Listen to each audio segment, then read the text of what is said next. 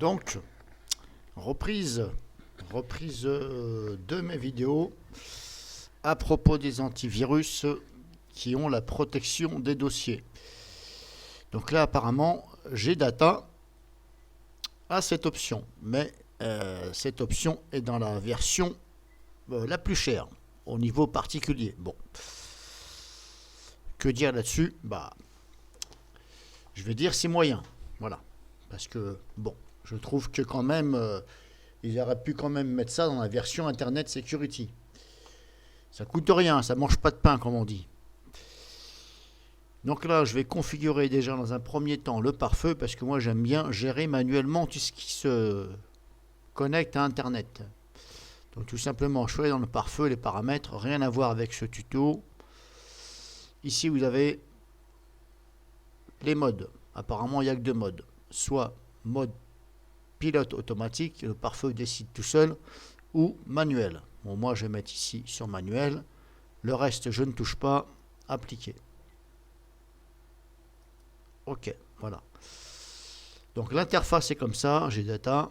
Je vais fermer. Je vais revenir à 0. Donc voilà, c'est GData Total Security. Bon, le prix n'est pas excessif non plus, hein, au niveau de Total Security, parce qu'il y a quand même 3 PC que vous pouvez mettre. Hein. Donc voilà. Mais bon, pourquoi ne pas l'avoir mis dans Internet Security? Bref, est-ce que c'est pour pousser les gens justement à prendre la version la plus chère? Bon, je ne vais pas polémiquer là-dessus. Voilà, parce que je ne suis pas sûr de leur façon de faire. Donc, l'interface est comme ça. Alors ici, sauvegarde, chiffrement, gestionnaire de démarrage. Je pense que c'est ici. Est-ce que c'est là qu'on peut protéger les fameux dossiers? Affiche l'état des dossiers chiffrés permet de créer ou de supprimer des chiffrements. Ensuite, là, on a quoi? Sauvegarde. Ah, c'est peut-être dans sauvegarde alors. Oh, voilà, il y a le pare-feu qui se manifeste. Bon, pour l'instant, ça a l'air de marcher. Hein. Autoriser, toujours refuser, toujours autoriser. SVShost, c'est un truc de Windows. Oui, c'est bon, Microsoft. C'est bon, on peut accepter. Donc ici, on a ça. Nouvelle sauvegarde, sauvegarde de fichier, sauvegarde de lecteur. Si je fais sauvegarde de fichier, ok. Alors c'est du direct, hein, je ne connais pas le logiciel. Enfin, je ne connais pas. Je le connais un peu, mais je ne connais pas cette option. Donc là, il me demande de choisir l'endroit où j'ai justement ceci. Je vais mettre. Alors, il est où mon dossier téléchargement? C'est qui m'a mis ça. Pourquoi il ne m'affiche pas le dossier téléchargement là? Où c'est qui m'a foutu ça? All user, document.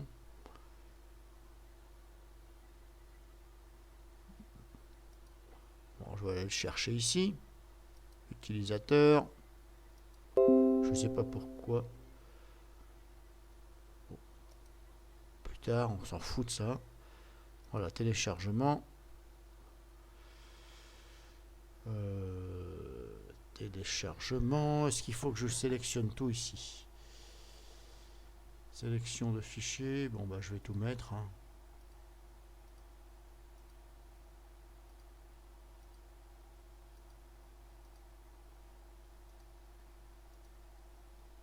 Alors, je ne sais pas si du fait d'avoir coché simplement ici téléchargement, ça va marcher. C'est pour ça que j'ai tout coché. Bon, je suis en train d'essayer. Hein. Si je fais OK. Répertoire cible. Répertoire cible. Qu'est-ce qu'il me raconte? Sélection de fichiers. Bon. Sélectionner la cible.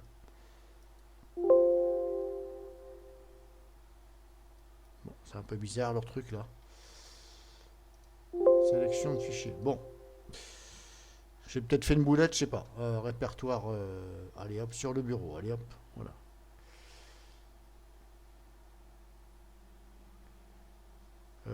Voilà.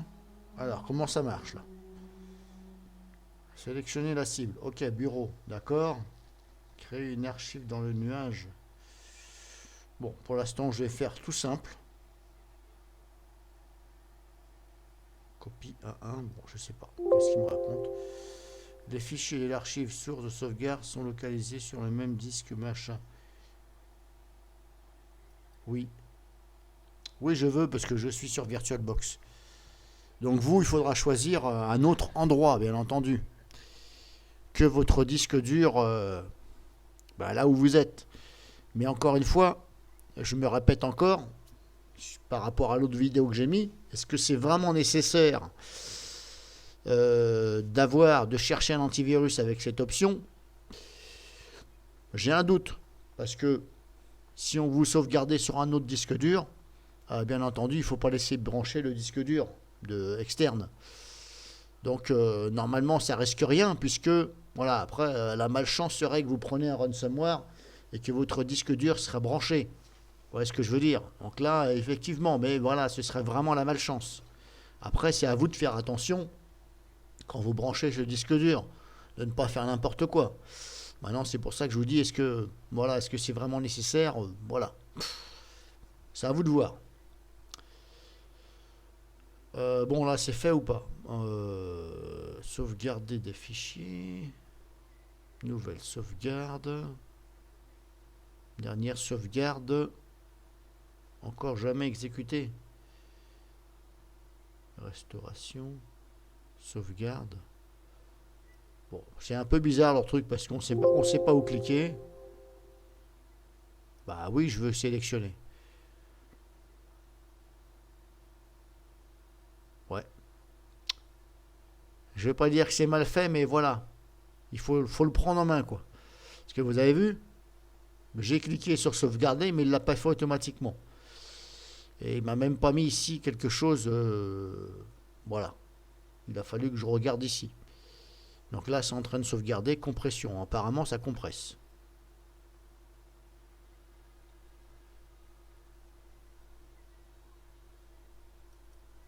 Ok, ça a sauvegardé, d'accord. Sur le bureau. Donc apparemment, c'est là. Ça fait combien ça? Propriété. Alors, il parlait sur le site 68 MO.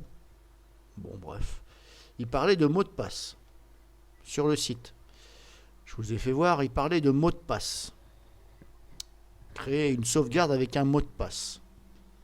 Et là, je n'ai même pas eu à mettre de mot de passe. Je trouve ça un peu bizarre. Paramètres.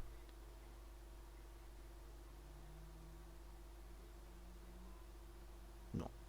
Pourquoi? Là. Bon, vous savez ce que je vais faire? Je vais faire ça.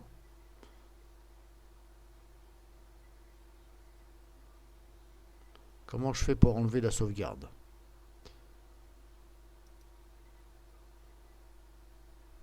Je vais la supprimer. Voilà, je vais la supprimer. Supprimer tout. Je vais recommencer. On va dire que c'était un petit test, un test bêta. Pas évident à comprendre leur truc, hein.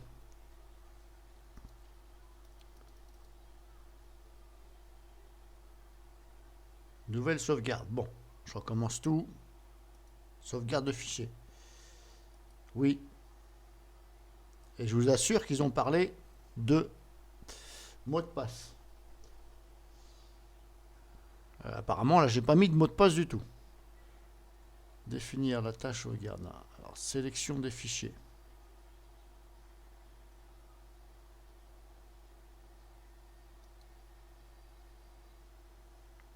Faut que je retourne là.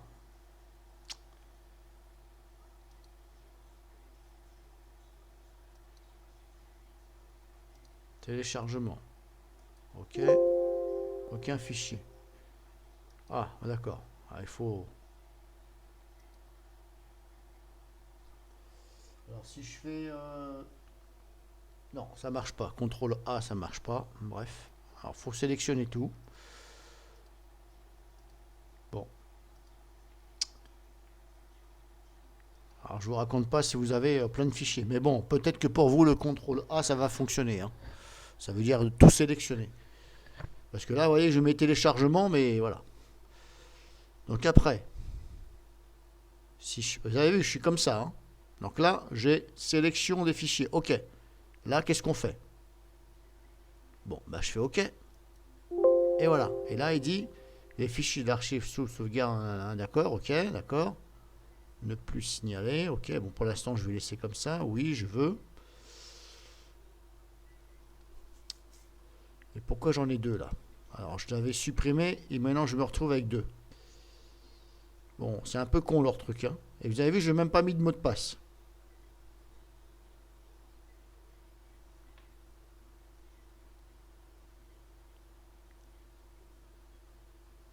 Bon, je vais tout recommencer à zéro. Parce que là, je ne sais pas pourquoi il me... Allez hop, dégage. Alors désolé si je cafouille un peu, mais je connais pas le truc. Et pourquoi il me dit sauvegarde ici? Ah, c'est peut-être normal ici.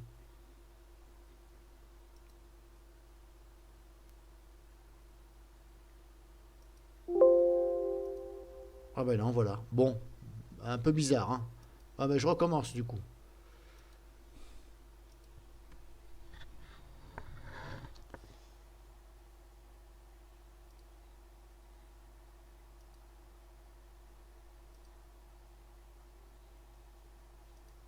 Ah oui, d'accord. Téléchargement.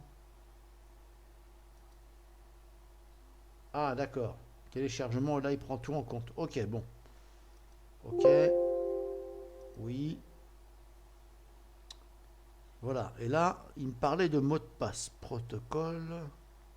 Paramètres. C'est quoi ça? Paramètres de quoi?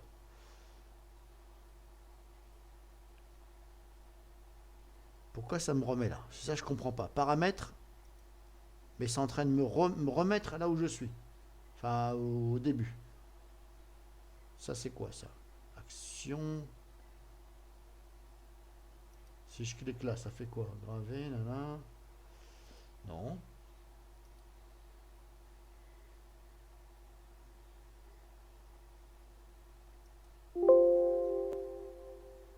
Bon, bah, je vais faire ça, hein. Compression. Ça compresse apparemment. Mais pas de mot de passe. Bon. Vous avez vu, hein?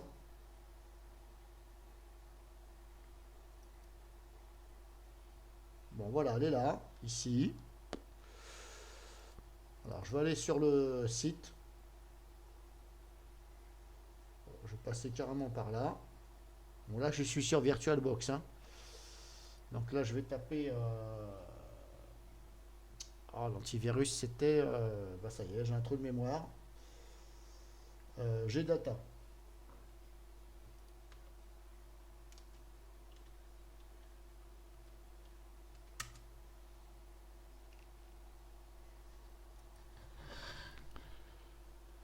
Gdata. Oui, allez, dégage. Particulier. Total Security. Alors, je vais vous prouver qu'il parle bien de mot de passe, ici. Voilà, protéger les informations et fichiers confidentiels à l'aide d'un mot de passe, chiffrement des données. Voilà. Chiffrez également vos supports de sauvegarde externes tels que le machin.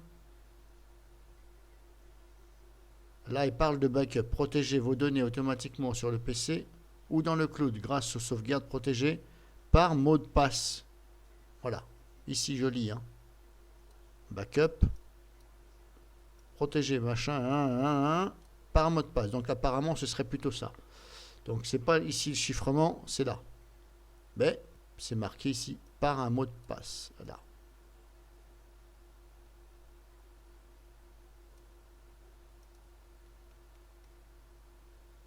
Bon, je vous ai pas menti. Je vais fermer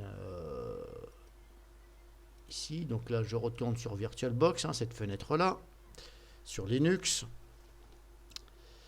Mais alors, ça m'a pas demandé le mot de passe.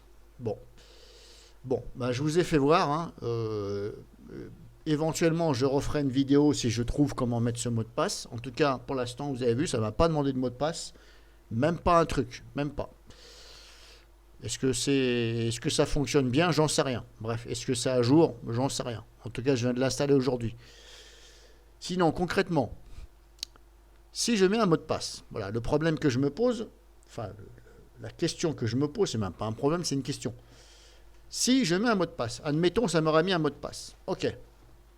Le jour où ça prend un ransomware, imaginez, c'est mon PC, ça prend un ransomware, mais mon dossier là n'est pas chiffré, n'est pas touché par ce virus, puisqu'il n'a pas de mot de passe. Donc normalement, ça ne peut pas toucher. Mais le problème, c'est que je vais être obligé de réinstaller Windows. Ça, c'est sûr et certain, parce que vu le nombre de fichiers que vous allez avoir chiffrés, etc., voire l'accès bloqué à votre PC, vous allez être obligé de formater. Donc, enfin, formater, attention, il ne faut pas formater, il faut déjà récupérer le dossier. Si vous formatez le PC sans récupérer ce dossier-là, bah c'est mort. Votre sauvegarde ne sert à rien. Donc déjà, il faut récupérer ce dossier.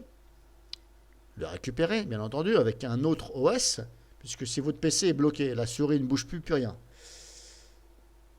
Éventuellement, vous vous dites, bah tiens, je vais prendre un antivirus, je vais sur une clé USB, je vais booter dessus, je vais essayer de débloquer le PC. Si ça fonctionne, tant mieux, mais en général, c'est peine perdue. Bon, imaginez, c'est peine perdue, rien à faire, c'est mort.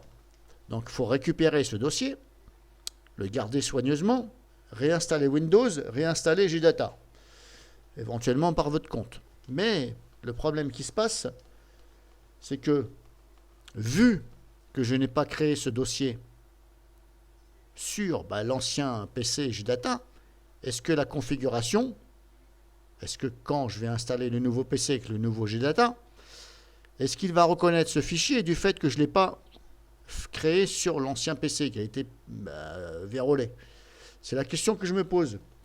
En tout cas, si le logiciel dit non, je ne reconnais pas ceci, parce que ce n'est pas dans le fichier ini de configuration, le problème c'est que ça ne sert à rien. Leur business là ne sert à rien. Vous voyez ce que je veux dire?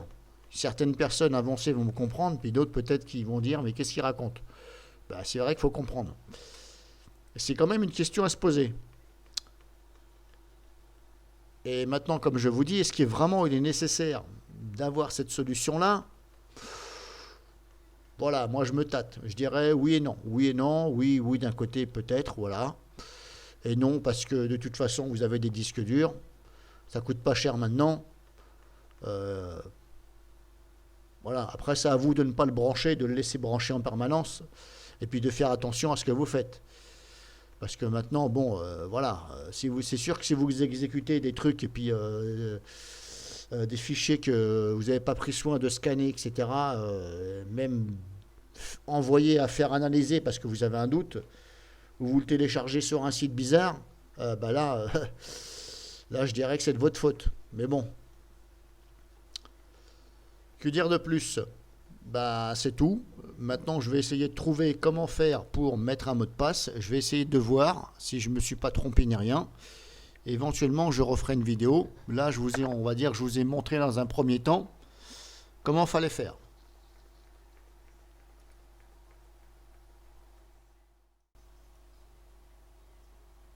Bon, alors, j'ai oublié de vous faire voir. Là, quand vous êtes ici, vous avez paramètres là. Si je clique dessus, on a ça. Mais vous voyez, moi, je me suis dit, mais pourquoi il me renvoie ici, là? Pourquoi il me renvoie sur la fenêtre de création? En fin de compte, il faut cliquer là. C'est un peu mal fait, je trouve. Bon, ça, c'est mon point de vue. Options, et vous avez ça. Je vais vous faire voir ce qu'il y a. Non, je ne peux pas agrandir la fenêtre. Bon, je vais faire ça. Là, vous avez options. Alors, c'est peut-être là qu'on peut mettre un mot de passe. Vous avez la compression ici.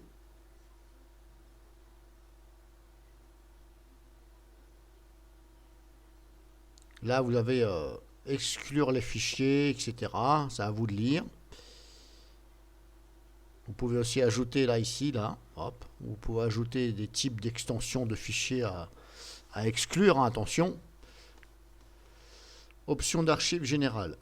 Limiter la taille, non. Créer, non. Suppression des archives temporaires, oui. Crypter l'archive. Vous avez crypté l'archive. Ah ben voilà, c'est là. Ok. Bon. Ben, est-ce que c'est mal fait ou pas? Un peu quand même. Parce que pourquoi m'a pas-t-il demandé de mettre un mot de passe? Est-ce que vous voulez créer un mot de passe? Ou tout simplement, voilà, demander. Non, c'est à moi de venir là. Bon, bah, je ne savais pas, vous voyez, maintenant je sais, et vous savez aussi. Donc apparemment, c'est là, le mot de passe. Mais comme je vous dis, attention. Est-ce que, par rapport à ce que j'ai dit, si vous êtes bon à tout réinstaller, et de reprendre ce dossier si le logiciel le reconnaît, est-ce que, du fait de mettre le mot de passe, il va le reconnaître aussi? Vous voyez ce que je veux dire? Puisque étant donné que Windows est fraîche, tout neuf, l'antivirus aussi, le fichier de INI, là, de configuration, ben, il ne reconnaît pas le mot de passe puisque c'était sur l'ancien. Maintenant, en espérant que ce mot de passe soit mémorisé dans le cloud, chez GData, ok. De façon à ce que en même temps, ça se connecte à Internet et ça repère que c'est bien vous et ça vous redonne le numéro. Mais dans le cas où le logiciel ne reconnaît pas, et ne reconnaît pas le mot de passe, parce que pour lui c'est inconnu, puisqu'on ne l'a pas créé sur le PC, ça va poser problème. De sérieux problèmes.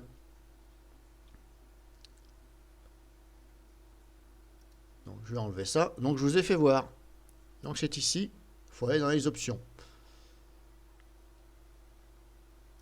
Alors je vais peut-être essayer de... Non, il y a encore, maintenant je ne peux même pas tester ça, puisque... Si, je peux le tester. Je sais comment faire. Les fichiers de l'archive sauvegarde sont localisés. Mais non, je t'ai pas dit que je veux faire ça. Non. Annuler, voilà. Je sais comment je peux faire. Je vais carrément créer une autre machine virtuelle, toute fraîche. Je vais réinstaller GData et je vais reprendre ce dossier que j'aurais préalablement hébergé sur Mega. Donc je vais sur mon compte sur Mega, je prends ce dossier et je l'héberge, je le reprends de Mega, je le reclaque ici et je vais voir si ce logiciel est capable de me le restaurer avec un mot de passe. Je vais pousser le bouchon, mais ça ce sera dans une autre vidéo. Parce que sinon ça va faire trop long. Donc je vais essayer de le faire quand même. Et ce sera donc une deuxième vidéo. Voilà, pour l'instant je vais m'arrêter là parce que ça va être trop long. Donc je vous ai fait voir. Et voilà, voilà, comme on dit.